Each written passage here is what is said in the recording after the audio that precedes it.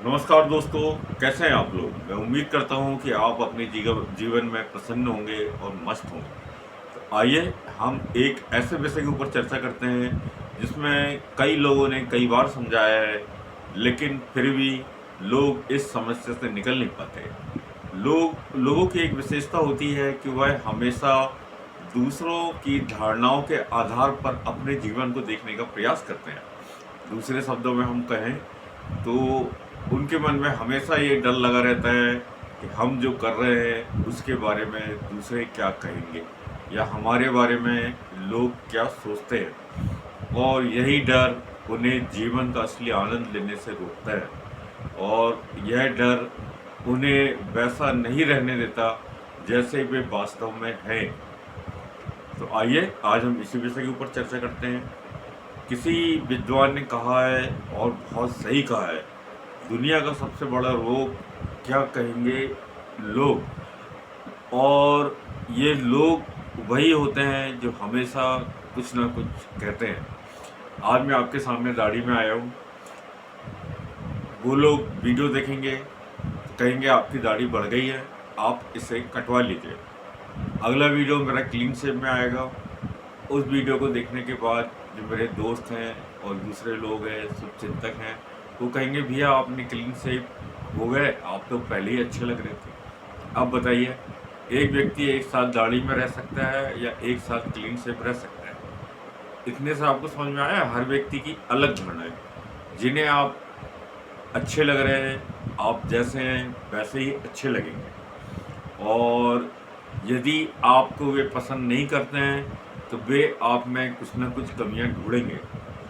आप clean shave में भी उन्हें पसंद नहीं आएंगे, आप दाढ़ी में भी उन्हें पसंद नहीं आएंगे, क्योंकि उनकी धारणा आपके प्रति विपरीत है। लेकिन जो आपके अपने हैं वो आपको हर रूप में जैसे हैं आप वैसे आपको स्वीकार करेंगे। मैंने एक साधारण सा उदाहरण बताया जो यह समझने के लिए पर्याप्त है कि लोगों को खुश करना कभी आसान नहीं होता, और लोग समय और परिस्थिति देखकर अपनी धारणाएं बनाते हैं और बदलते रहते हैं। इसलिए उनके हिसाब से चलने का कोई मतलब नहीं है।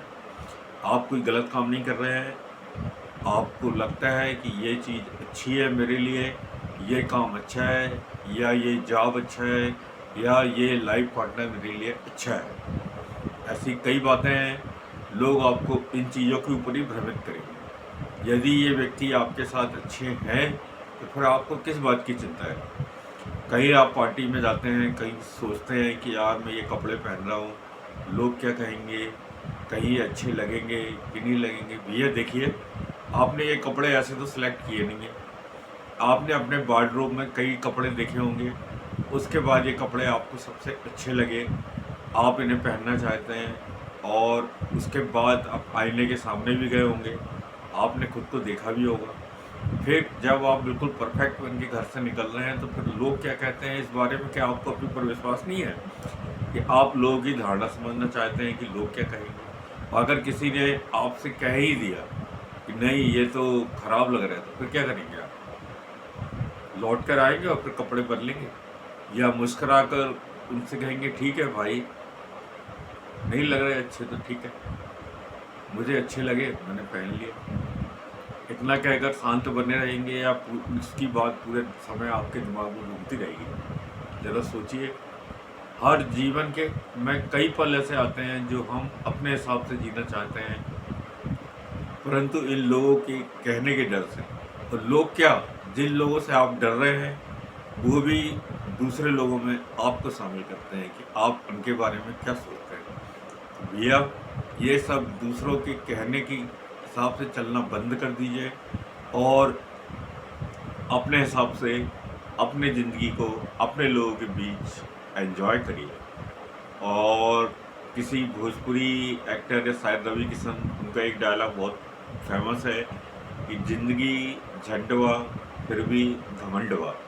अब आप बताइए, अगर आपकी लाइफ आपको खुद अच्छी नहीं लग रही है और दूसरा आपको अच्छा कह भी देगा तो उससे क्या अंतर हो जाएगा। मैं ऐसे कई लोगों को जानता हूँ जिन्हें अपनी ज़िंदगी में कोई रस नज़र नहीं आता, उनका जीवन बिल्कुल बेकार है, फिर भी वो कई बार ऐसे काम करेंगे जिससे कि उन्हें समाज में कुछ समर्थन प्राप्त हो जाए। इस बीमारी से पुरुष प्रभावित होते हैं, पर कुछ महिलाएं प्रभावित होती हैं।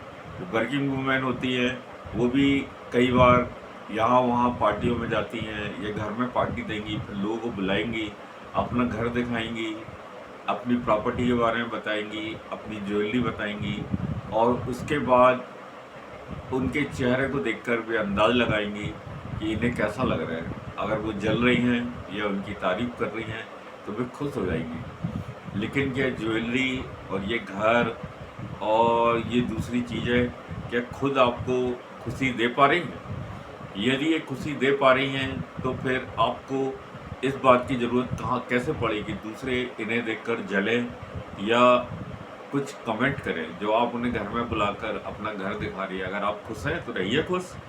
इसका मतलब यही है कि आप इन चीज़ों से खुश नहीं हैं।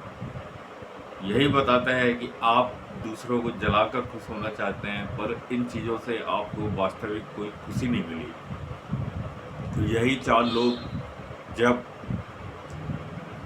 आपके जीवन में इतने महत्वपूर्ण हो जाते हैं तो फिर एक समय ऐसा आता है कि आपको लगने लगता है कि शायद मैंने अपनी ज़िंदगी बर्बाद कर दी इन 4 लोगों के चक्कर में। तो ऐसा समय नहीं आना चाहिए। आप खुलकर जिए, आपको जो पल अच्छे लग रहे हैं आप उनका आनंद लें। यदि सामने वाला उन्हें पसंद करता है तो ठीक है, नहीं पसंद करता है तो कोई बात नहीं। आप अपनी मर्जी के मालिक बनिए, क्योंकि ये जीवन आपका है और इसे आपको ही जीना है। मेरी इतनी बातें आपने बहुत धैर्य से सुनी, उसके लिए बहुत बहुत धन्यवाद। और यदि आपने इस चैनल को अभी सब्सक्राइब नहीं किया है तो तुरंत कर लीजिए। हम मिलते रहेंगे ऐसे ही और विषय पर चर्चा करने के लिए। नमस्कार जी, जय श्री राम जी। और हाँ, आज से ये सोचना छोड़ दीजिए कि लोग क्या कहेंगे। जय श्री राम जी।